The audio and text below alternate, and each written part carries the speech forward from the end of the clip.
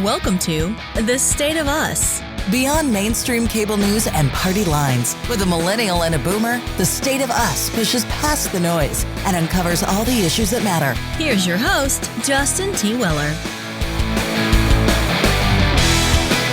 Concerns about COVID-19 no longer top the list of return-to-work concerns. Lower-level employees, women, and millennials have greater levels of anxiety, and half of workers will have a hybrid work arrangement.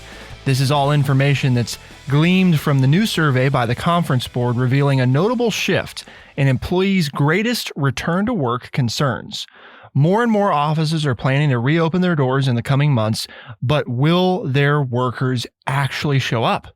Amid higher productivity, 43% are questioning the wisdom of returning to the workplace at all. And that's what we're going to look at today. We're very fortunate to have with us Robin Erickson from the Conference Board, who was involved with this report and is going to provide some insight. As always, Robin, it's a pleasure to have you here. Thank you so much, Justin. It's great to be back. But of course, a conversation on the workplace and returning to work would simply not be complete without True Chat senior historian and an educator of more than 30 years. Here is your friendly redneck liberal, Lance Jackson. Well, everybody, I hope you're set and ready to learn, because every time we have Robin on the show, I learn 2 or 3 things. So, Robin, thank you so much for joining us, and I'm ready for you to teach me and break down everything in this report so that I understand it better. So, Justin, let's go ahead and get started. Well, Lance, do we have a educational moment for our folks? I mean, Robin's going to do most of the educating today, right? But it wouldn't be. I had somebody tell me the other day that everybody ought to have a friendly redneck liberal in their life. Oh, really? They were a first-time listener to the show, and they'd been listening for a week or two, and they just said, "I love that intro for Lance." Yeah, I said everybody needs one of those, and I said, "Well, I like it. If you have one of those, you supposedly get a word of the day." So I'm going to use this one because I kind of like it. It just flows well. Mutagenesis. Mutagenesis. Mutagenesis. So that's what, 5 syllables here. And it means the occurrence or production of mutation. So, and we're seeing that out there.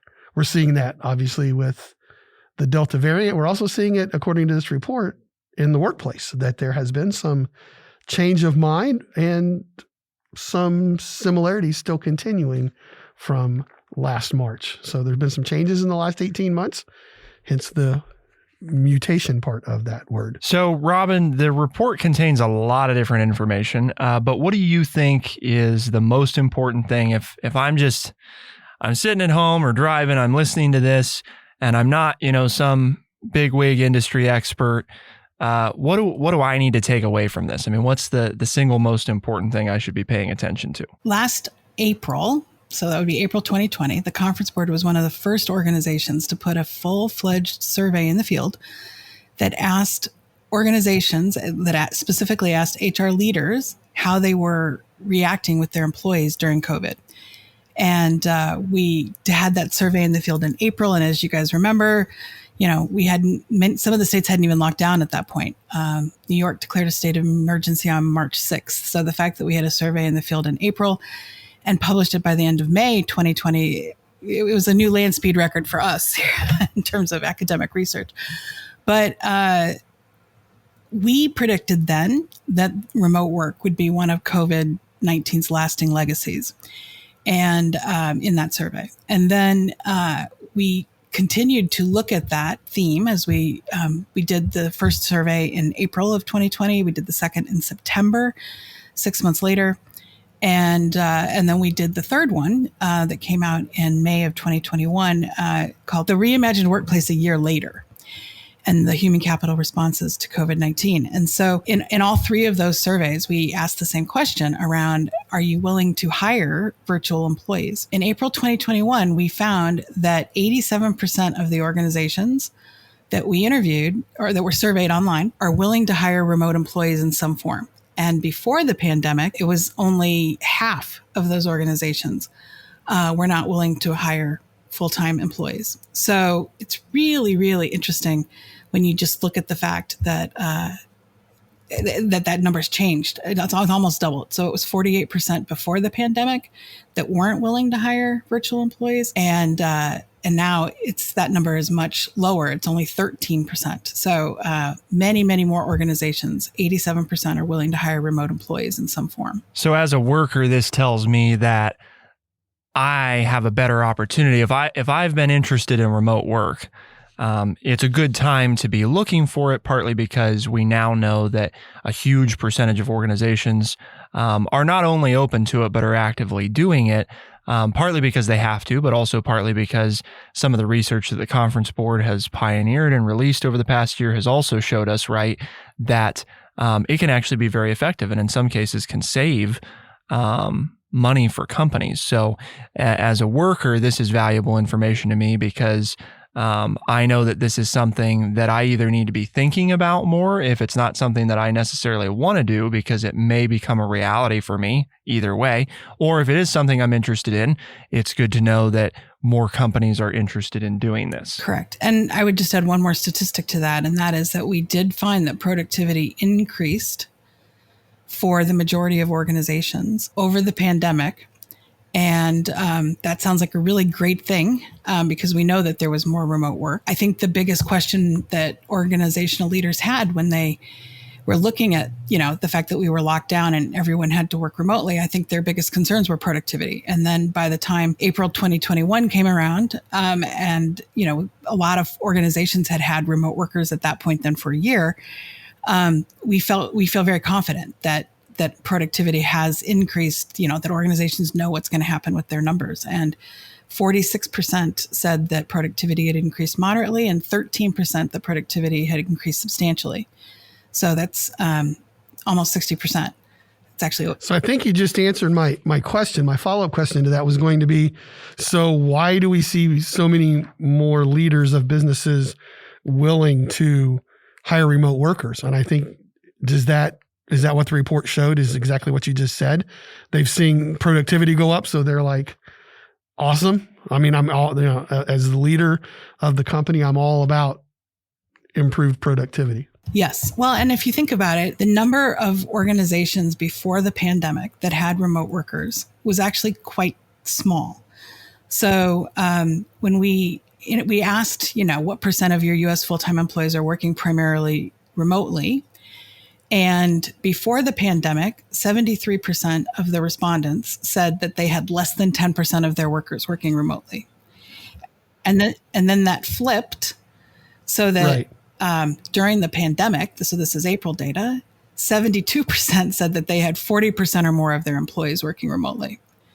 So, and this was before the Delta variant was even on the horizon. So it's flipped, right? So many, many more employees are working remotely.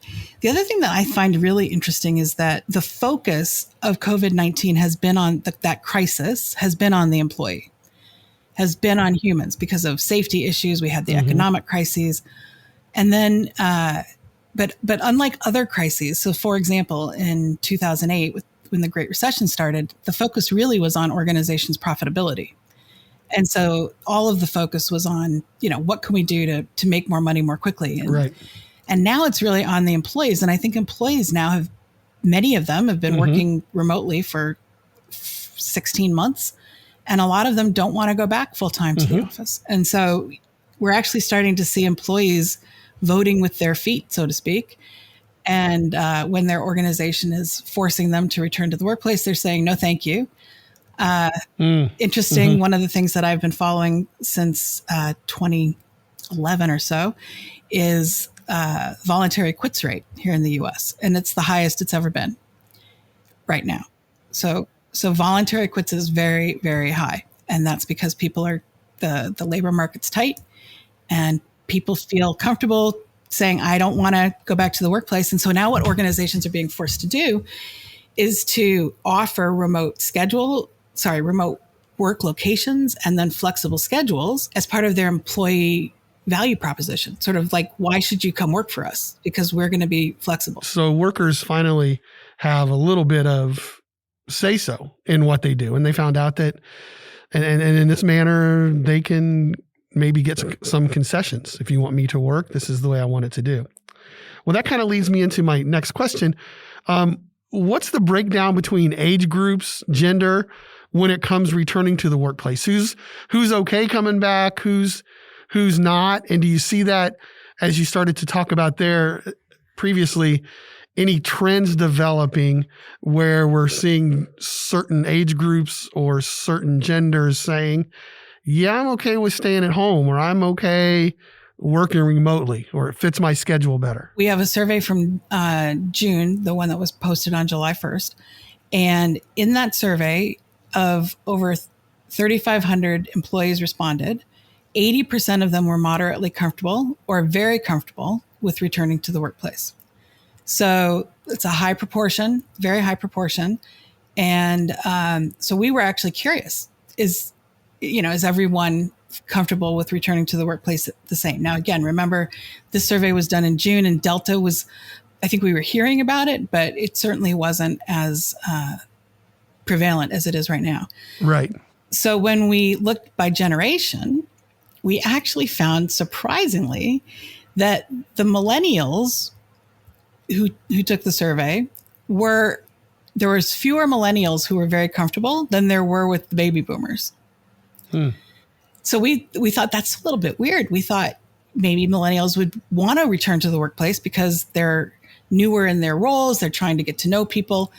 But it's also interesting because I think they're also very comfortable with a virtual environment. They're used to working with the technology and those kinds of things. Correct. And creating virtual relationships, because isn't that sort of what it is? I've been on your show a few times. We've never met in person. We have a virtual relationship. Sure.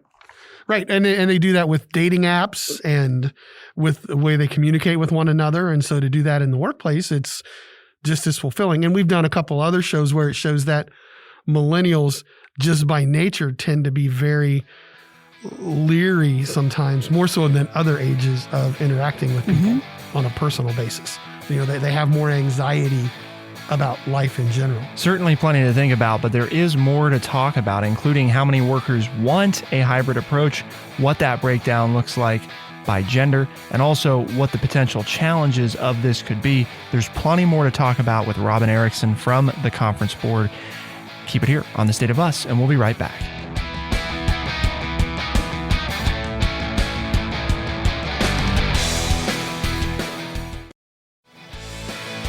We are The State of Us. Here's your host, Justin T. Weller. 43% question the wisdom. 43% of workers are questioning the wisdom of returning to the workplace at all. The Conference Board in New York has been conducting research throughout the COVID-19 pandemic in 2020 and 2021, and they've come up with some very interesting results. Robin Erickson has been on the show before. She's talking with us today about several of the Conference Board's recent reports that she has been part of and some of the key findings from them. But we want to look now, Robin, at how many workers want a hybrid approach to returning to work versus how many employers are going to offer a hybrid approach. I mean, at the beginning, right, we talked about this idea that you had shared that 87% of orgs were willing to hire remote workers. But let's really talk about,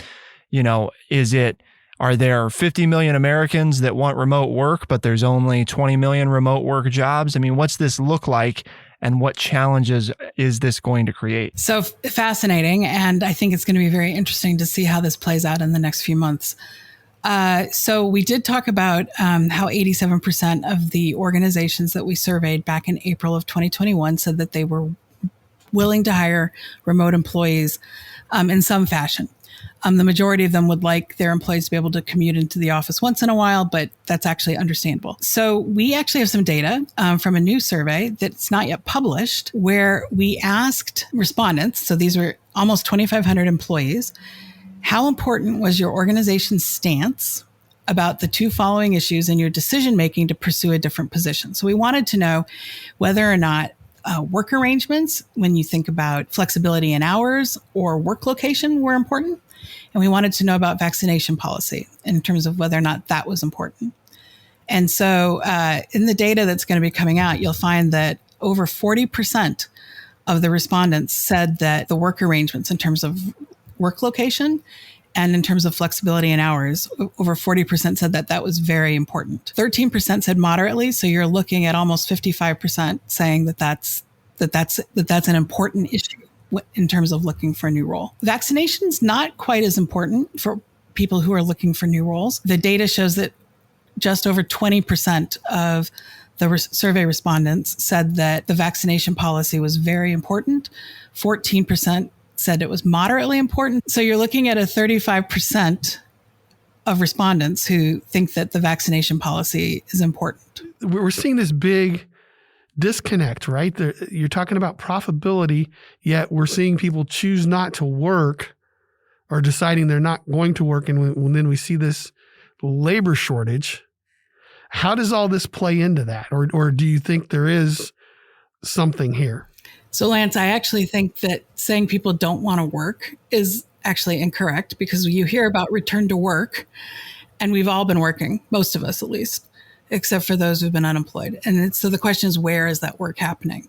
I think that what we're hearing is that after 18 months of being at home, 16 to 18 months of working remotely, that workers want more flexibility, whether it's in only going to the office or the workplace location a few days a week.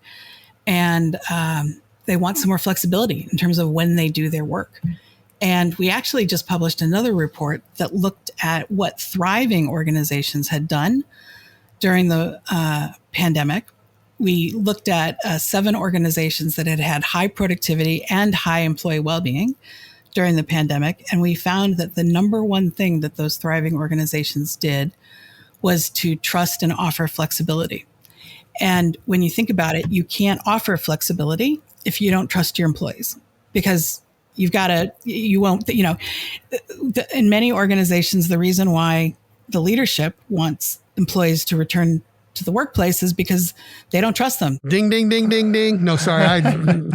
I'm just sitting here saying, preach, girl. He's got his hands up in the air. So Robin, the question that comes to mind for me then is, when we're talking about these organizations that are in the situation of, in order to enable this, right, you've established that you first have to trust your employees.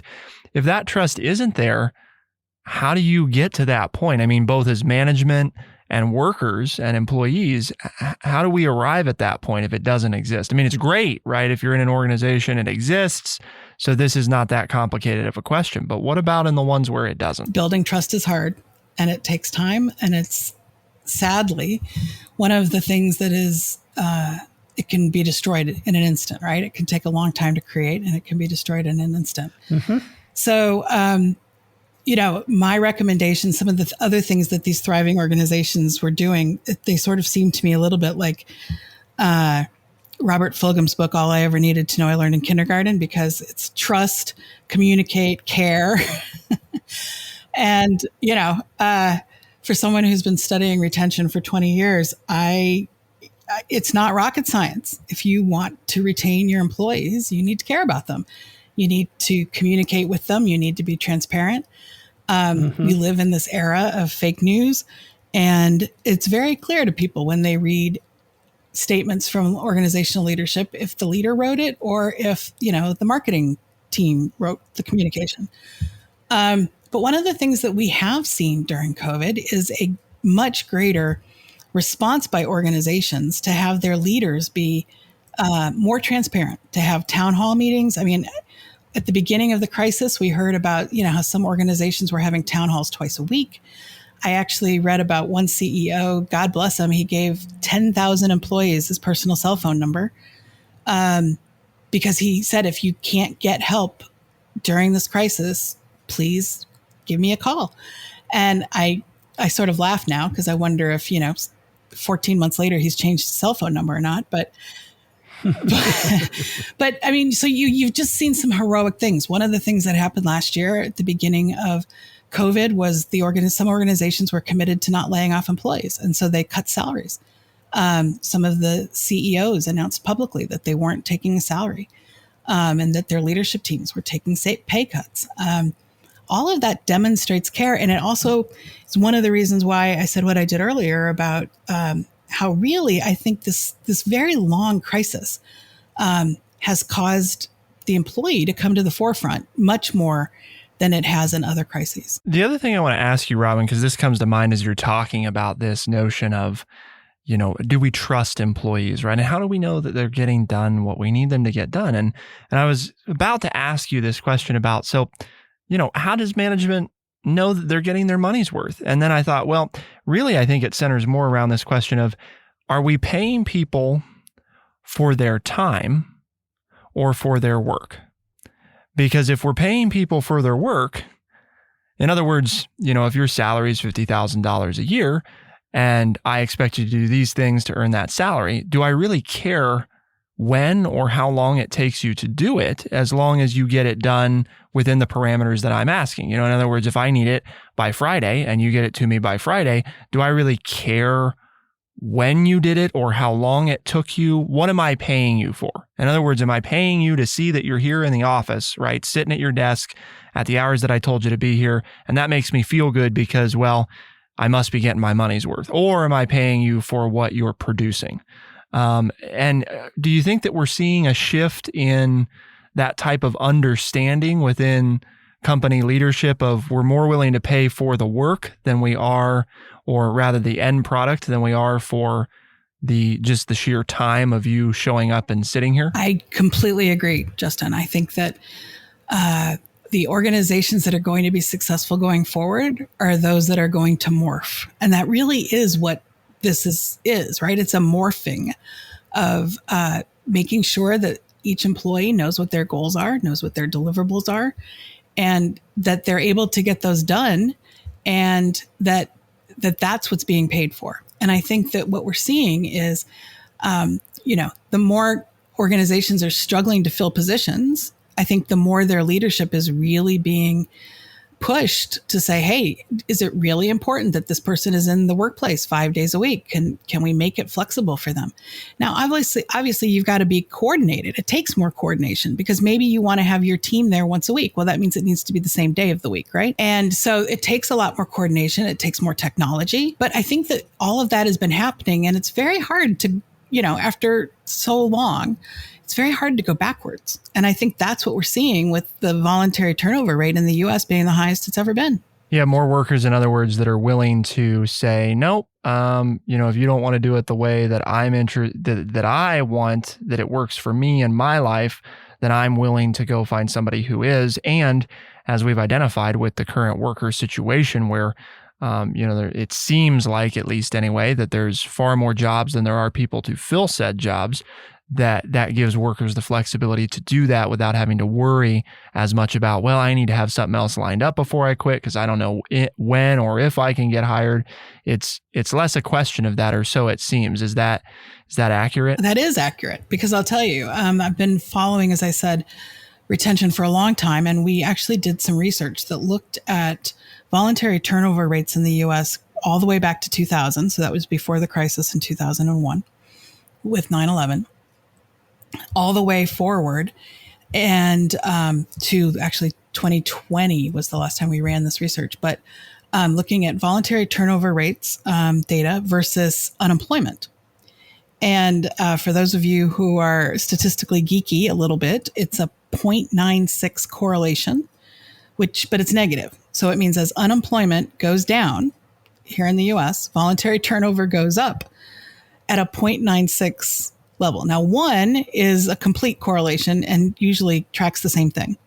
And correlations of 0.96 really don't happen in nature very often. So it's been very, very interesting. So it gets to your point, Justin, which is when people feel safe to move, if unemployment is low, they will risk changing their jobs. And it's not just the first risk. It's really easy to take the job where you get offered more money, right? But if that job doesn't work out, will I be able to get another one? So people want to know that if the next job they take, if that risk doesn't work out, would they be able to get another one, or would they end up being unhappy because they didn't like that change?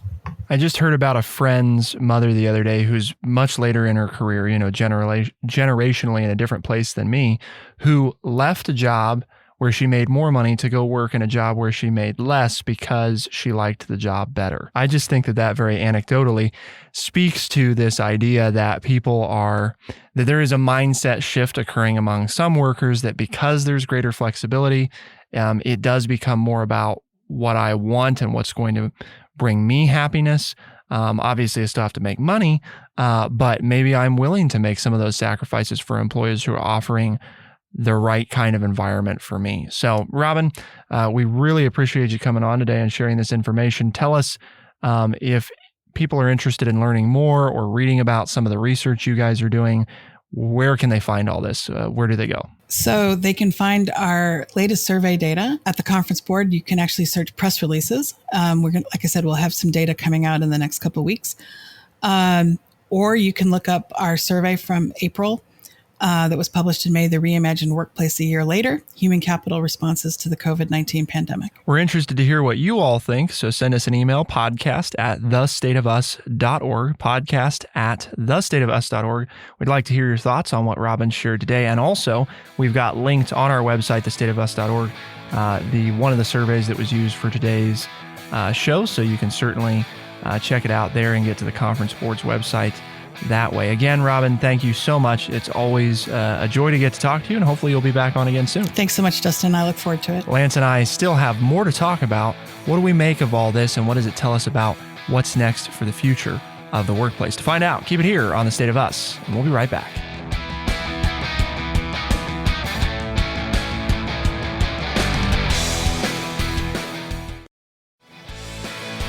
We are The State of Us. Here's your host, Justin T. Weller. Lance, we've heard a lot of different things today, and we're also hopefully hearing from our listeners because they're going to send us an email, podcast@thestateofus.org, about do workers need to return to the workplace? And obviously, there's some of them saying, no, we don't need to go back at all, right? So COVID kind of opened this interesting door to forcing, as we talked about, not only in things like education, but also obviously across the workplace, making people think about and in many cases deploy remote working situations. And workers got a taste of this, and there's a lot of them that say, hey, maybe I don't want to be in the office every day. I mean, there are times, right, where we have a meeting or we need to do something that's collaborative and we want to be in person, see these individuals and interact.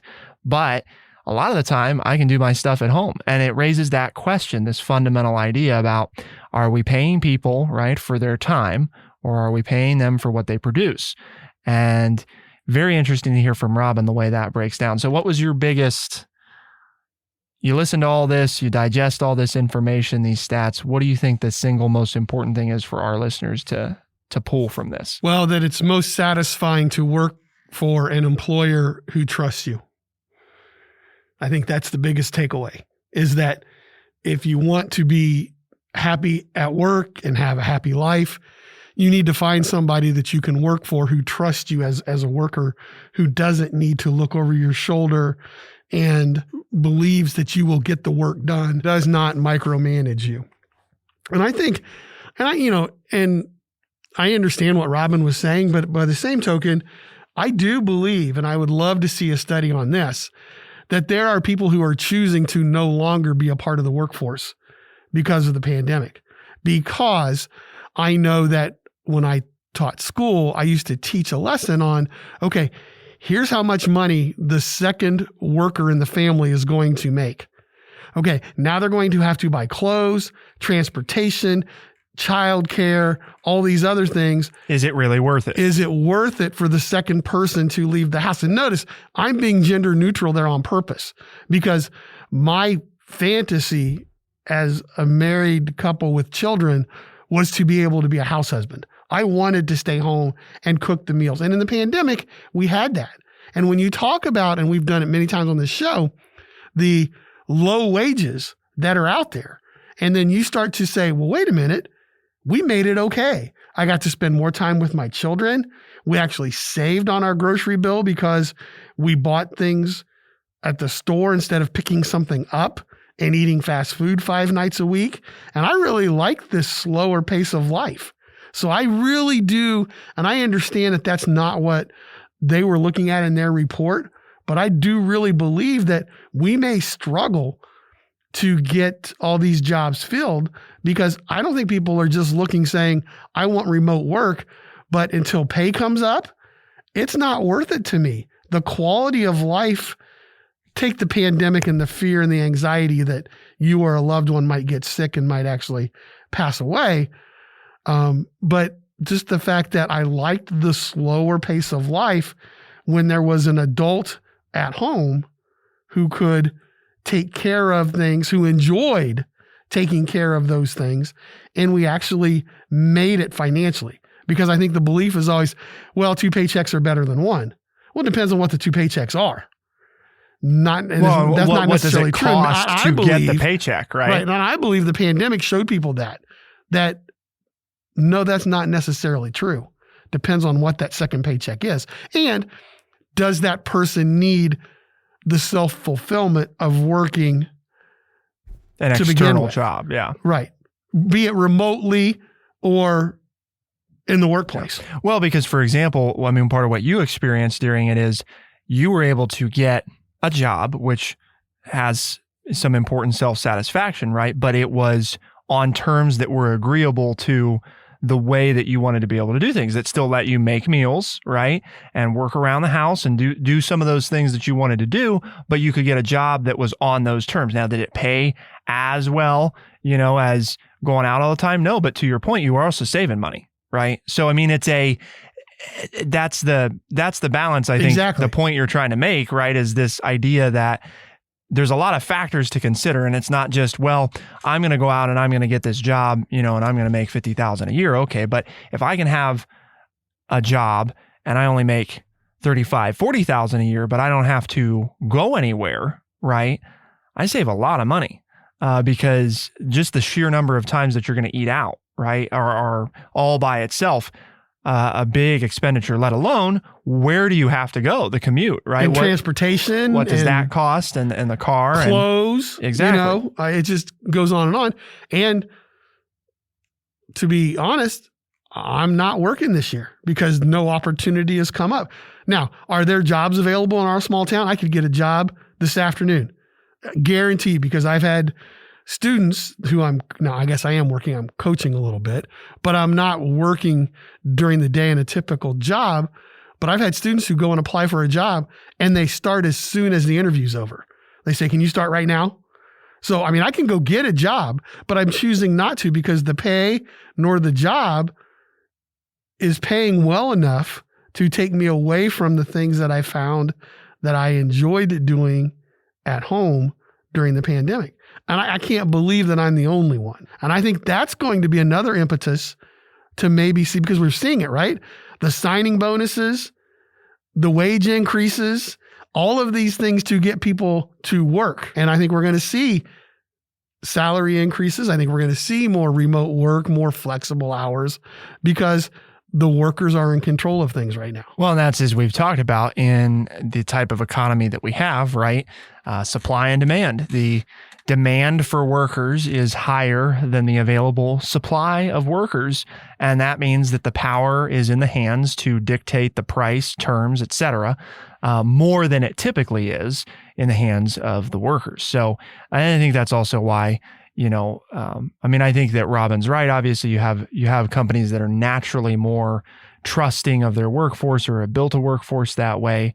I think there's also, right, though, as she pointed out, a lot of ingrained habits that we've all, you and I have talked about that extensively across topics. It hasn't always been this way, that you go to an office and you're there from 9 to 5, or you work 7 to 3 on the first shift or whatever, right? It hasn't always been that way. There was a time where almost nobody did that, right? Everybody worked around their home and was part of the meal planning process and where the food's going to come from. And that's what most Americans did, So the point is, right, as we always try to point out, that's not how it's always been, but you're also fighting ingrained habits of everybody that's currently alive. That's what everybody remembers, quote unquote, the norm being, right? Is that you have a set time that you go show up to work, right? And as we know, part of the reason that sometimes union workers, especially union factory workers, get a bad rep is it is about, I have to show up for my shift, right? I'm paid to show up for the shift, when you told me I need to be here. So you have some things you expect me to get done, but hey, if I get those done, I'm here for the time. So I just take the time. And that's what I think is a big takeaway, is the shifting away from, it's almost kind of shifting back to that very old school method of, I'm not going to pay you for how long it takes you. This job is worth this much money. You get it done and you get the money, whether it takes you 10 minutes or 10 hours. It doesn't matter to me. This is what the job is worth to me. And I think that is something that gives workers more flexibility, because we put them in less of a box, right? And say, here's what the goal is. How you get there is more up to you. If nothing else, it's going to create a greater flexibility as I think these companies continue to explore this. It will be interesting to see the ripple effects. We already had started to see some of the effects during the pandemic, right? And as things continue with the effect on the commercial real estate market, because Correct. There's all of these little things built around the idea of workers showing up to someplace physical. The car industry, right? Do I need my own car? Or as we get automated cars, can I just, get a ride? Because I don't really need to, if I'm only going to the office one day a week, do I need a car for that? Or do you need a car lot? Right. Because now you have all of these opportunities where you can shop online and they'll deliver it to your door. Yep. And you can do the financing and do the whole schmeal.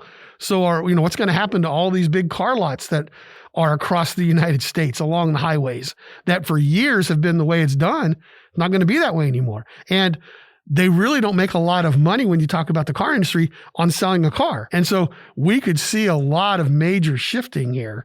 And to our point to today's show, the power for the first time in a long time is back in the hands of the worker. Because I want to do it this way. You need workers, so you're going to have to meet my demands or meet more of my demands to get me to work for you. Because if you won't meet them, I'll go find somebody else who will. We're doing okay with just one person in the household working, and we kind of like this lifestyle, which used to be the norm, right? You go back to that whole thing, that used to be it.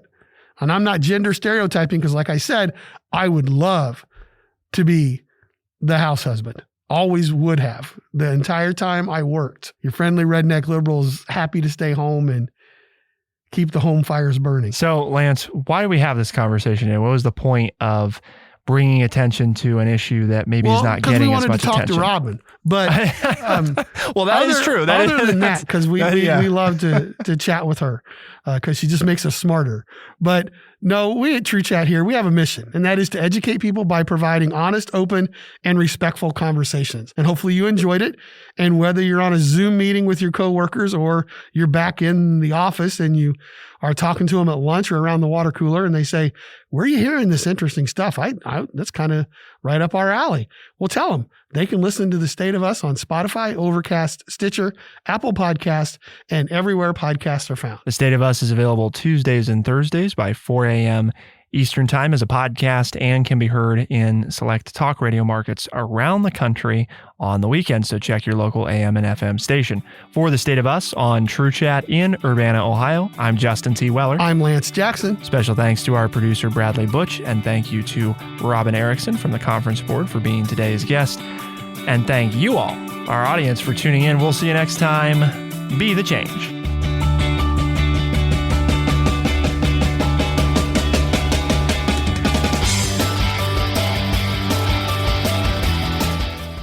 Be sure to check out our website, thestateofus.org, for books, articles, and all the ways to tune in. thestateofus.org.